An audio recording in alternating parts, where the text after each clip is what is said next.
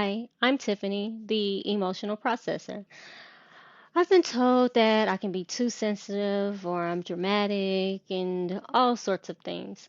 I've come to identify strongly as a highly sensitive person, and for this reason, one of the things that I must really learn how to do is to effectively process my emotions for my health's sake and my family's sake. Processing emotions to me is about understanding and dealing with emotions in healthy and productive ways. If left unchecked, unprocessed emotions can lead to destructive behaviors, as I have experienced, and I'm pretty sure others have as well. There is so much information out there on the web about this topic. I hate to really add more. I'm just here to really just share my experience with processing emotions, test different techniques, develop strategies, and to create a community that would not only share feedback but also willing to learn with me. So, what I want to talk about today is what it takes to process emotion. What I've learned is that there are really five things that you must really learn to effectively process your emotions. And they're not in any particular order, but these are the five most important things that I would say that you really must know how to do or be or to just to effectively or to make sure that you are really processing your emotions to get a positive outcome. So number one, and this is important, be diligent. You can't slack or have do this. You have to go all in. I mean, you really have to go all in. Either your emotions are processed or not. Processing emotions is hard work. It is not easy. You will learn truths that are hard to consider, but you have to trust the process because it is during the process you will learn to accept, reject, or adapt the truths associated with your emotions. That sounds crazy, right? How can you reject something that is true? Well, truth in the sense that I'm speaking is a matter of subjectivity. So it's like your perception. Truth is kind of like your belief. It's true because you believe it is true. It is evident in your behaviors, whether consciously or unconsciously. Right, here's an example. So let's say that you have a conscious or unconscious belief that I'm weak and too sensitive. Anytime you are faced with a scenario that involves sensitivity, say someone calls you sensitive, you become overwhelmed with emotions. So instead of just letting this be another episode of being too emotional, you can use this opportunity to correct your emotional body response. So your anytime someone brings this up, there may be an emotional response such as disgust, and that causes you to question your self-worth. Well, if you begin to transition and go through the process, you can then transform that belief into something that you believe, which would may, it may change the um, your emotional response to maybe something like fear, where now you accept that you're too sensitive, but now it's still considered a negative thing, but now you're fearful of that response, and so you tend to avoid people rather than being just loathing in that, because that's how people think about you. Or you can reject that belief. And let's say, well, you think I'm sensitive, but I'm not sensitive. And then the emotional response can then become anger, or you become angry, so then you become aggressive towards that person or defensive towards that person, because that becomes you're rejecting that belief. But then there is also an option of modifying or adapting that belief to say to someone, you're too sensitive. Well, this is kind of like you accepting and rejecting at the same time, I guess, in this sense that I'm going to speak about in this example, is that someone says that you're too sensitive, where you can then say, well, I am sensitive. I'm just in tune with myself and my emotions. And this is positive because I feel like these are the people that are needed to really provide empathy and compassion for the world.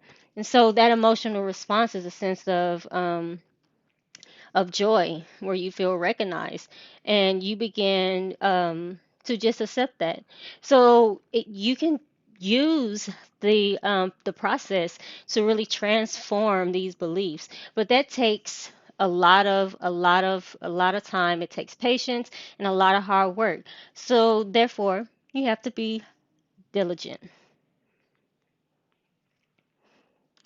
Number two, know the difference between emotions and feelings. You have to know the difference between emotions and feelings. Well, aren't emotions and feelings the same thing?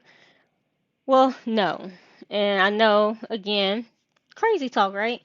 It is okay. I thought the same thing. And so, from what I understand, emotions are the physiological response to your experience or situation.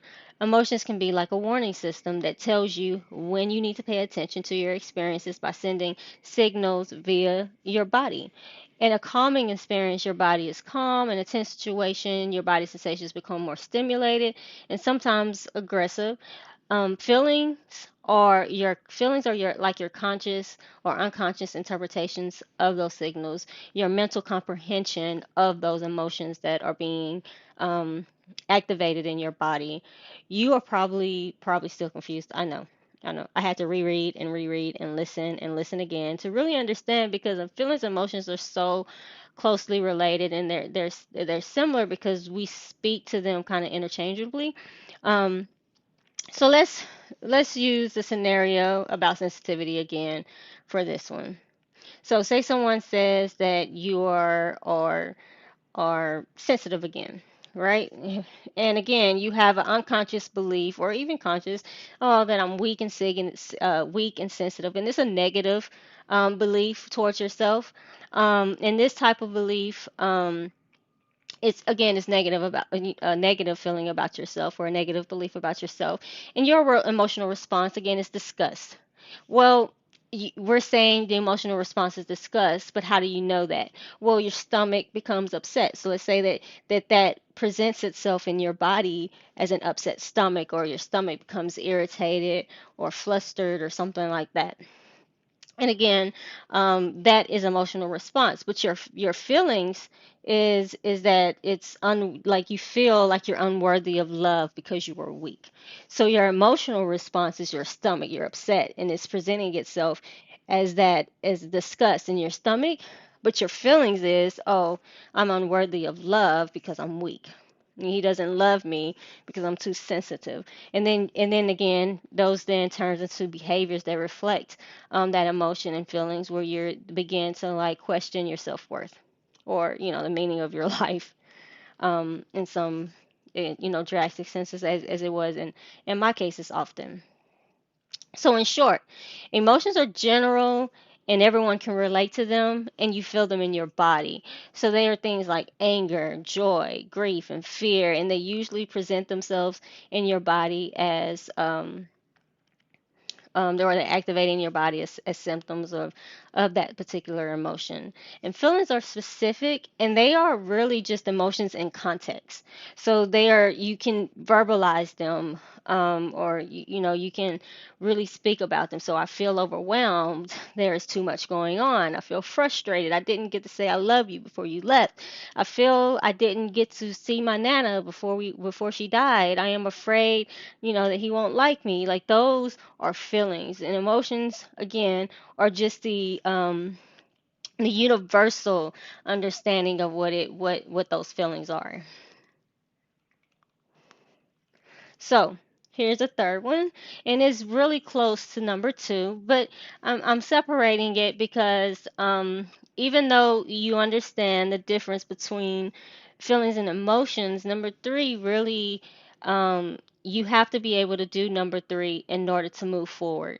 So you have to, number three again is learn to listen to your emotional body. So number three is learning to listen to your emotional body. So we're taking a step further than just knowing the difference between emotions and feelings. You must learn to listen to your body.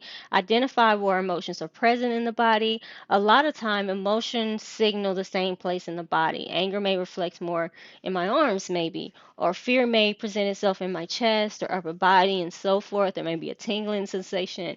There may be numbness. There may be pain. When you begin to learn your emotional body and how it communicates, you can begin to ask pointed questions instead of, the broad question, why am I feeling this way? You can ask your body, what, just by paying attention, what emotion is this? And your body will say, it is the emotion and your body may say it is this emotion, which may be anger, and it's telling you that by poking at your arm or your chest. So then you can begin to process what may be causing you to feel angry. So then you look at your feelings, and then you can move forward that way. It's kind of like identifying where the problem is. Number 4, know what is driving you. Values are important because they help shape our reality. So our values and beliefs are evident in our decisions and our behaviors. So, according to positive psychology, emotions are considered motivational states. I'm just going to just say that again. Um, Emotions are considered emotional states because they generate bursts of energy. Emotions are energy. They get our attention and cause our reactions to significant events in our lives. Emotions automatically and rapidly synchronize for interrelated aspects of experience. Feelings, arousal, purpose, and expression. Positive psychology also go on to say that we feel these experiences and they motivate and guide our behaviors and decision making. But most importantly, they have a significant impact on our mental and physical health, which is what I was saying before. I have to make sure that I be able to process these emotions, these experiences in order to make sure that, my health is good. And then when my health is good, I'm able to take care of my family as well, and making good decisions, and my behaviors are going towards positive outcomes. So therefore, by gaining better control of your emotions, and I'm reading again from positive psychology. So therefore, by gaining better control of your emotions, you are also controlling your behavior. So therefore, by gaining better control of your emotions, you are also controlling your behavior. If you are angry, your behavior will reflect someone who is angry. Has anyone ever asked you why you were mad, but you told them that you were not mad? And at times you may say, I am not mad. Well, it's probably because of the way that you were behaving, the way you're acting. Like you're acting as you're angry. So it's very important that when we understand our emotions and we are able to control them by identifying them in our feelings, then we're able to control our behaviors, and therefore we then get a better control of our reality and our environment.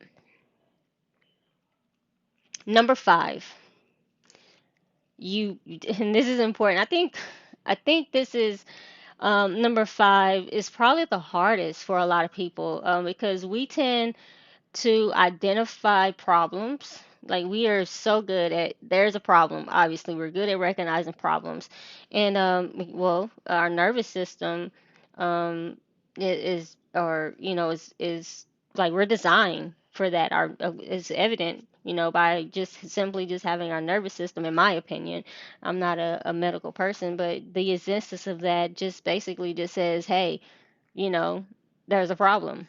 Or, not that it's always indicating a problem, but it's a good way to let us know that there's a problem. So number 5 goes into how we solve problems. So number 5 is how to solve problems, or maybe even use a scientific method. So basically, it's about problem solving. So number 5 is going into problem solving. So while processing your emotions, you have to know if there is some area of improvement, anything that may lead to disruptive behavior or cause health problems, like I don't know, something like cognitive distortions or mental impairments, illnesses, etc. So problem solving allows us to gain better control of our experiences in our environment, which is what we want to do, as evident in number 4. Using problem solving techniques will help to make sure that we are solving the right problem, getting to the root cause of the problem, finding solutions, and not only that, using the results to find out what works and what doesn't work as solutions to those problems. But even more so, it helps us to acknowledge our progress and our successes, which I think is very important.